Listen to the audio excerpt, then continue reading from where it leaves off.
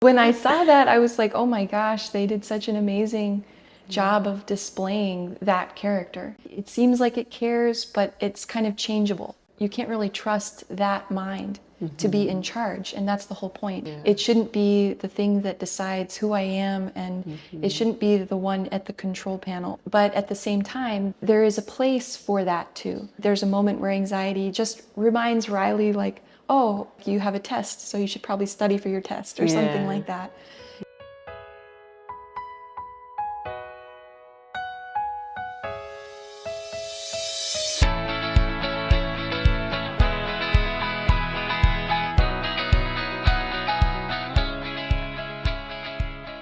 Welcome back to Cham Chats. I'm here with meditation expert Elizabeth.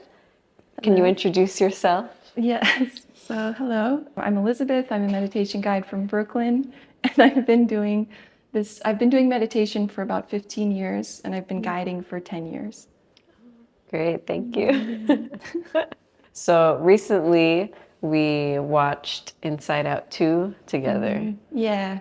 And Yeah. yeah, I saw the first one a long time ago, but I'm a little rusty on that one. But anyway, we've both seen both of the movies at some point. And so I just wanted to reflect on that movie since it has to do with the mind and emotions, and I wanted to hear from an expert on on the mind in many ways, what you thought about that movie. So. Yeah, it was. I'm really happy to talk about it because like I said, I can't say I'm like an expert at the mind, but I can say like for sure that I had, when I saw that movie, I felt like they portrayed the mind in such an interesting way for everybody. Like if people never even meditated or they're not even that much into like reflecting on themselves, or they don't even think about it that way, which I think most people probably are, just kind of living normal life. But when you see that movie, I feel like it opens up a whole new like door for people to really look at their mind and like understand their feelings, emotions, thoughts, and like their core, like what's going on inside. I thought it was a really incredible movie. And also, after having done meditation, I feel like I see it totally differently than I would have before. Yeah, definitely. Jinx. Yeah. And it's like the comedic effect too, like being able to laugh at yourself too. Yeah. Seeing the characters, like personalities and everything. Yeah, they do such an amazing job of like showing each character and like giving it like a face and a voice and everything. I mean, for different minds and feelings that we have, I thought it was really interesting. Yeah. Also, there may be some spoilers Yeah. in here, so if you haven't seen the movie, watch the movie. So I have some questions for you. So in the movie, joy seems to be like kind of the main emotion that runs Riley's personality, I guess you could say. So do you have any thoughts about that? Yeah, I thought it was interesting how they make her character kind of the main character, like running the show. And I think my feeling was when I saw it was that like most people are looking for happiness and looking for kind of a positive. They know that like a positive mind is going to help them the most. So like if you're positive, if you have energy and you have vitality, then everything could go better. Like everything will go well. So I think most people want that to be their central kind of core self or core mind, is like joy, like vitality, energy. So I felt like that made sense why they made it like the main character in the movie. Yeah. Do you think that joy running the show is an idealistic situation, or do you think that everyone's joy at the core is always kind of running the show? I think it's idealistic because I think most people, for the most part, struggle with a lot of negative emotions and feelings that they kind of overpowers their inner joy, or it covers it up a lot. So just my feeling is like most people kind of ideally they want to be that way. And I think the movie gives people hope that they could be like that, like that's how we are. And I think that it's really good that they show it that way. But I think most people actually struggle with more negative minds than positive minds, just in, just observation. And how many people like that I met through just guiding meditation, like where I'm working at the center where we're guiding people, there's like, like tons of people that come through every day, and we have like thousands of people that I've seen and talked to in the past like 10 years. And most people are like have struggle with a lot of negative minds and emotions, which is why they're seeking out meditation in general, but their hope is to have more joy, you Right. know Yeah. yeah. So it's kind of idealistic, but at the same time, it's really hopeful too, that the movie portrays it like that, I think. Yeah. Yeah. I think part of it could also be too that she's a kid for most of this stuff. Yeah, that's I true. think Yeah, that she's a like kid. Yeah. maybe as we Yeah. get older, Yeah, yeah, some that's other people true. are at the Yeah. control panel Yeah, more yeah. often. Yeah, that's true. Yeah. Yeah. We all want to go back to our childlike state. Yeah, I think that's what everyone's hoping for. But it's true, like, too, that we've had a lot of kids that come through the meditation too, and they're surprisingly struggling with a lot of things, too. So I'm like, I was especially surprised with certain kids in New York. But at the same time, yeah, I think kids for the most part are a lot more joyful, and that's what we're all looking for too, Yeah. hoping for. Yeah, for sure. So, in the movies, they show Riley's memories in these orbs, and all of the orbs have different colors based on the emotion that she experienced in that moment. So, is that an accurate depiction of like memories, do you think? Like, do we have, like, I don't know, what do you think about that? Yeah, no, I thought the movie was so interesting that they're showing like each memory is captured in this little orb, and it's kind of like a little inner movie that was recorded. And I say it like that because our like the meditation that I'm, that I've been practicing kind of explains it in that way. And so after having done the meditation and then watching the movie, I feel like they did a really good job of like showing how memories are captured. Because basically through our meditation, we understand that the human body works exactly like a camera. So through our eyes, we capture things simultaneously of whatever happens in the world, and we capture through all of our five senses. So what we see with our eyes, what we hear with our ears, what we feel through the body, we're capturing pictures.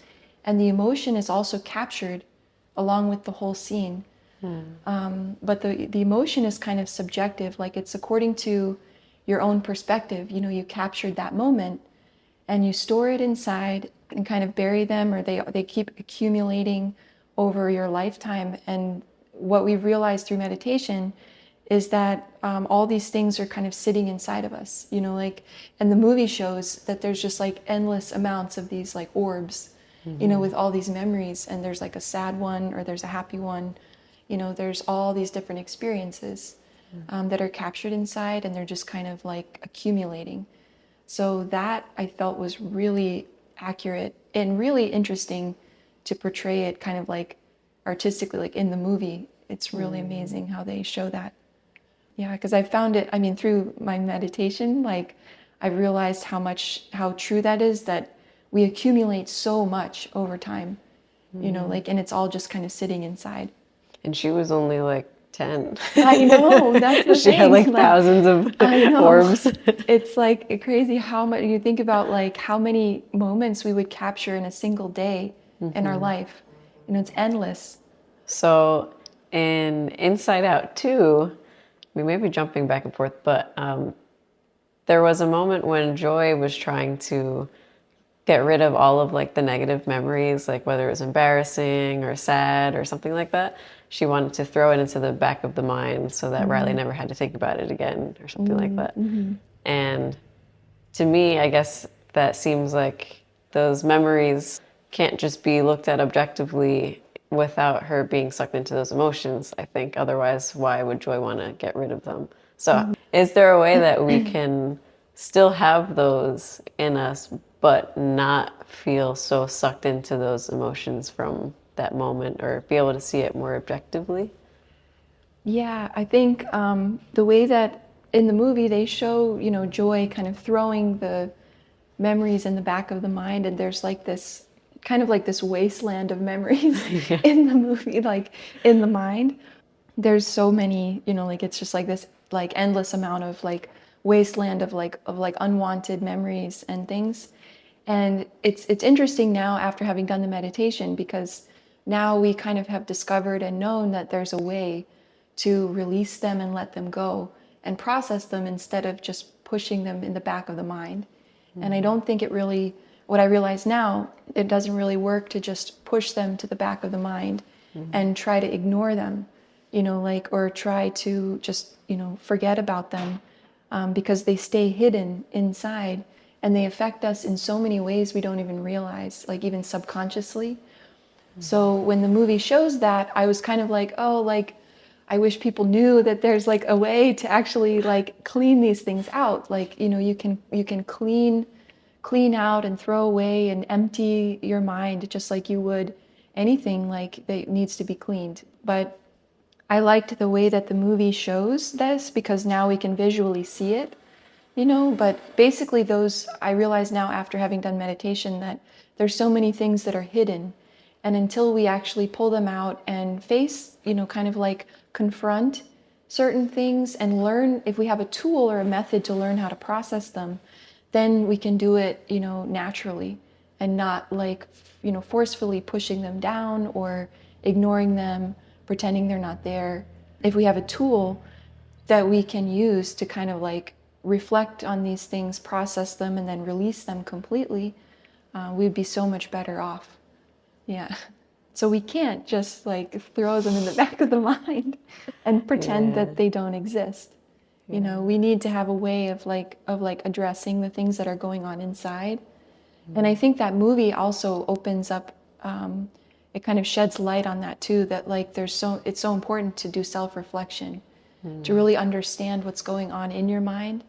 And then it's possible to clean these things out or release them and let them go and let only like the important things like remain, but like whatever is like not helping us, Yeah. just be able to release. Yeah. We need to release and let them go. Yeah. So just to clarify for someone who maybe isn't doing this meditation, when you say throw away, like, and release those things, you don't mean like it's going to be wiped from my memory and I don't even Yeah. know who I am anymore. Yeah, absolutely. Yeah, so people think that throwing away sounds like just, ignoring or forgetting about it too. They kind of confuse it that way. Like people think that throwing away means that you're just, completely getting rid of something and then there's not going to be nothing left. But we realized through meditation that that's not actually the case. Like just like, your physical body, like when you eat food, we take in nutrients that we need from the food, but we excrete and we get rid of what we don't need. Like we get rid of the toxins when we go to the bathroom, but we've never gone to the bathroom from our mind. Yeah. So literally we're just sitting with like built up and backed up emotions, negative, kind of a negative energy, that we've never been able to cleanse out and release. So basically, it's the same. Like when we get rid of these pictures, what we do through meditation is release and let go of things from our mind. And what remains is actually what we need. Like we can find wisdom and clarity, and we can actually realize the important things like remain, and vitality can, remain and come through after having cleansed and emptied all the things that are unnecessary and not actually helping us at all. And by ignoring them, it's the same as like being in the room with the lights off and there's a huge mess. If we turn on the lights, we can see what's there, and then we can clean out and organize and like let go of things that we don't need. So throwing away is not actually getting rid of something that you need. Like what remains is like things that can't be thrown away or that are, true. Yeah. So in the movie, it kind of implies that only the core memories, they call them core memories, are what shapes Riley's personality. And I'm just wondering, is that, do you think that's accurate? Like there are bigger moments that like determine who you are, or do you think that every single moment plays a role also in your personality? I mean, I remember in the movie, like, she goes through this kind of like inner battle in the end where like there's this fight between like I'm a good person and I'm not good enough. And that's Right. kind of like the core, that there's a fight in like the core of her mind where there's a lot of other things going on. I mean, there's so many different things. Like there's so many different kinds of emotions, and because of those emotions, there's so many memories, you know, like associated with all these different emotions. But then there's like a core kind of belief in the movie where she's like not good enough or I'm a good person. And she's like battling between these two things, and it's really hard for her to know based on those memories because they're, and what I realized through meditation now after having done the meditation is that because our mind is constantly changing and we take pictures, they're all kind of illusory. Like they're not, there's nothing solid, there's no solid knowing of like who I am, whether it's good or bad. It's like we don't actually know for sure, like who am I, like who am I at my core. And I think that's such a deep battle that everybody has, because people are looking for, like, ultimately looking for what I realized through now after doing the meditation, like looking for truth or for their true self, their true essence. And it's really hard to determine what that is based on all of these changing up and down emotions and minds and memories. So yeah, like I think that was the thing that stood out to me the most was this battle she was having in the movie where she doesn't know, like, am I a good person or am I'm not enough? And all of these emotions and thoughts are kind of conflicting the whole time. And in the end, what's interesting, like, not to spoil the ending for people, I really hope that you see this movie because it's really amazing. But like in the end, like it's neither of those things that actually determines who she is. And I thought that was really, really profound too. Like it's not like the really, really good things or the really, really negative things that determines who she is. So I thought that was really powerful, a powerful message that helps people kind of reflect on, like, who am I? Yeah. Who am I really? Like, yeah.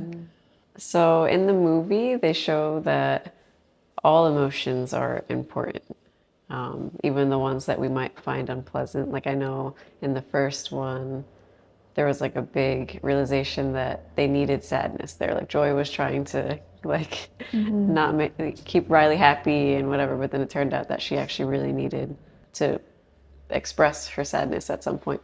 So I don't know, when is there a point where like it becomes too much if you have too much of those negative emotions, or I don't know, what do you think about Yeah, that when I look back at, you know, like during my whole meditation experience of like, you know, letting things go, like reflecting on the mind and letting things go and looking back at myself when I was growing up too.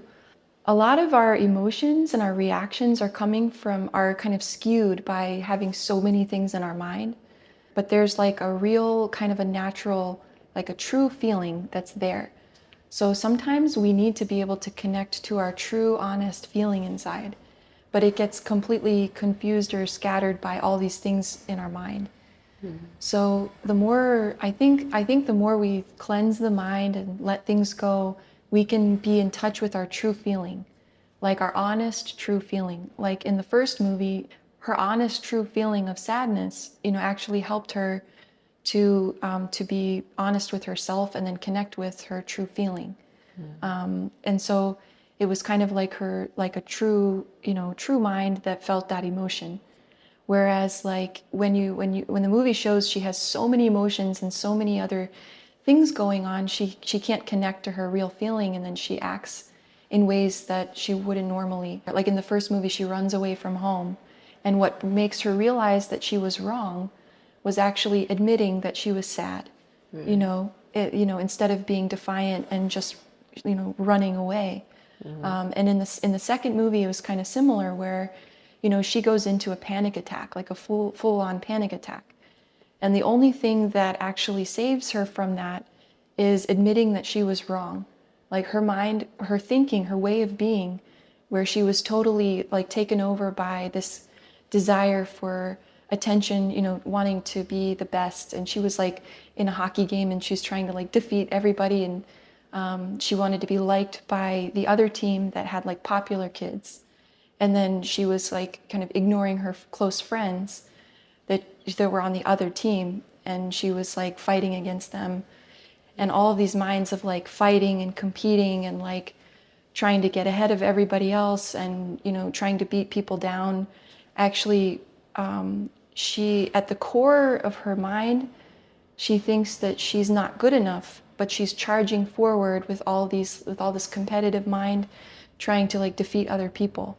And it leads her into this like crazy kind of like panic attack moment where she can't connect with her with her true feelings. And it shows in the movie that like anxiety takes over that whole moment completely. And even the character anxiety is completely cut off. Like you couldn't even respond. Like when joy tries to interfere, it's like cut off from her connection with herself. So what's interesting, going back to your question of like, when does it become too much, is that, all of these things we have like in our mind actually skew us away from our core, kind of like our true feelings. So when you throw away and you let things go through meditation and self-reflection, you actually can so much better connect with your true feelings, and you become more human, like more honest, like more connected with yourself. Whereas like if it becomes too much, there's so many minds and so many things going on. Like in our meditation, we refer to them as minds, but in the movie, it would be kind of like these characters. Like in the second movie, there's like, they have all these characters, like even boredom is a character, you know what I mean? Like boredom, and then there's all like envy, all these different minds or character or emotions that kind of like take over.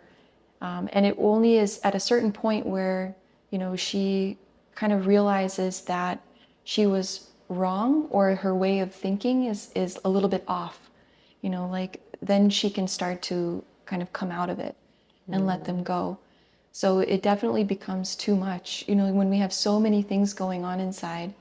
It's better to empty and let go and go back to a more simple connection with ourself than being, totally overwhelmed by all these minds. Yeah, the panic attack was definitely really relatable and interesting to see it played out. But yeah, what I also like what really hit me about Anxiety's character too was that the whole time, like she had good intention. It was like, oh, I'm just trying to protect her. Like I have to plan for every single possible outcome that could ever possibly happen, and like come up with a game plan to prevent it or whatever. And so like she thinks that it's a really important job that, I don't know, is saving her in some way, but ended up Yeah. backfiring. Yeah. Yeah. So Yeah. Anxiety, anxiety. That the way that the movie portrayed it was really interesting. Because the reason why I started meditation was because I had a panic attack. Yeah.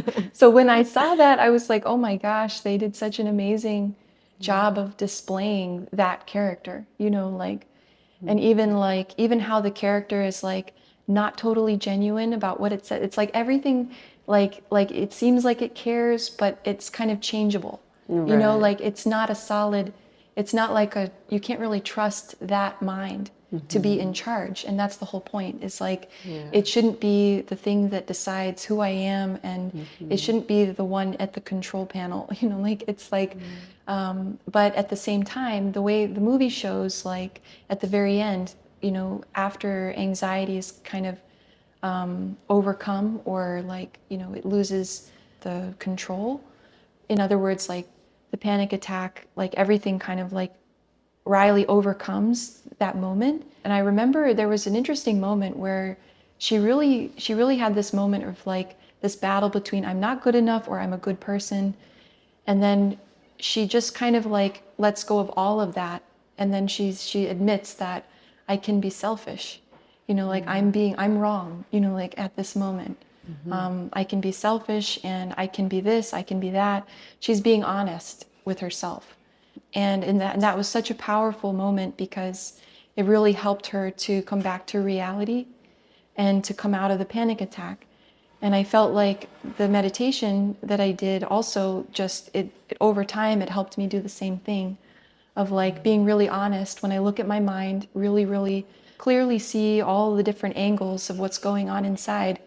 You're able to come out of, your anxiety, and you're able to connect and be more human and connect with yourself. And it's really incredible how when you're like when you're trying to be good at something, like you're going to face a lot of stress and challenges. So the movie shows that like there is a place for that too. Like when in the very end of the movie, anxiety is like in a chair, like a massage chair with a cup of tea Anxiety. Anxiety. Yeah, and it's really funny how they show like anxiety, like you have to take care of in the movie they're kind of showing you have to take care of your anxiety, like you have to learn how to like meditate or take a rest, take a break, like calm down yourself. And then there's a moment where anxiety just reminds Riley, like, oh, like you have a test, so you should probably study for your test or something Yeah. like that.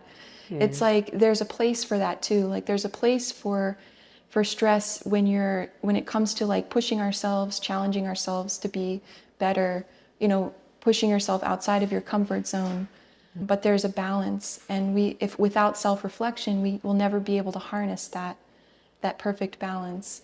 So we need to reflect on the mind, and we also need to have a way of letting things go that aren't helping us, that aren't serving us. And I think the movie really shows that really, really well, like really beautifully. Yeah. I think it's really funny though that like this is something that I think takes some time. Like it takes a little work to get to that point, right? It takes Yeah. some time. And like there was like a Yeah. running joke that like, wow, Riley got a grip on her anxiety in 3 days. Like Yeah. that's Yeah. incredible. I know. It's It's kind been of 28 years. kind of not realistic. Yeah. Yeah. Yeah. I think the movie's really good at showing the process, but Yeah. that process takes time. Yeah, Yeah. for sure. Like, it takes time and patience, and it really takes a lot of effort.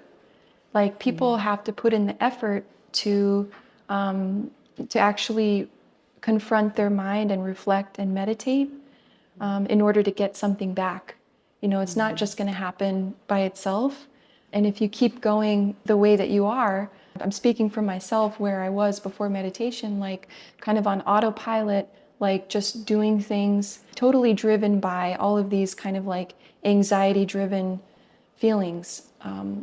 You're not going to be able to get the most out of life. Like it shows like in the movie how she like all of a sudden after overcoming this, after realizing she was wrong, her mind was wrong, she apologizes to her friends. Like she goes to them, she apologizes, she's honest with them that I was wrong, and then she goes to play like the game, and then all of a sudden there's this harmony, like there's this harmony, and it feels like there's this light that comes in. And I think everybody's hoping for and looking for that light to come in, and to find their true, honest, true self. But definitely, it's rare that it happens like overnight, right? It takes Yeah. time. Like it really takes time and effort, and you have to put in the work. You have to really, really take time to meditate, reflect, look at what's in your mind, and you have to reflect on it with an open and a big, objective perspective, not from within your own perspective. So by the end of the movie, anxiety and joy both realize that they can't control her. So what is the true self? Yeah, so in the end of the movie, there's this moment where Joy tries to take control back over anxiety, right? Like anxiety took over, and she was making, everything. It created like a panic attack. So Joy tries to take over by reinstilling that I'm a good person, like the core belief that I'm a good person. But in the end, there's a realization that Riley it doesn't help her either one. Like I'm a good person or I'm not enough. And anxiety even tells Joy that we can't decide who Riley is. And that was so powerful because we're realizing that all these emotions and all these minds are not actually our true original self. And that's what we have to find. And that's what meditation helps us find, is to get to the true core, like original true essence and true self, which is beyond all those things. And it's not determined, like all those things don't actually determine who I am. So the most important thing is to discover who am I, and find truth from within and find your true self. And if that becomes your core, think about how much more control you wouldn't be controlled by your emotions and changing minds. Like your essence and your core would always be unchanging and the same. So that's what we strive to help people recover through meditation, is to actually recover their true original self that's free from all these things. Okay. Yeah. I think that's all the questions I have Okay. for you. But Yeah. thank you so much for Yeah. taking the time and Sure. helping us reflect. Thank you. on Thank you that. so much. Yeah. Bye. Thank you for listening to Cham Chats. If you enjoyed this episode, please be sure to leave a review and follow us on social media. All of the links are in the description. And if you're interested in trying this meditation method yourself, you can visit onlinemeditationevents.com for online classes or to be connected to a center near you. See you next time.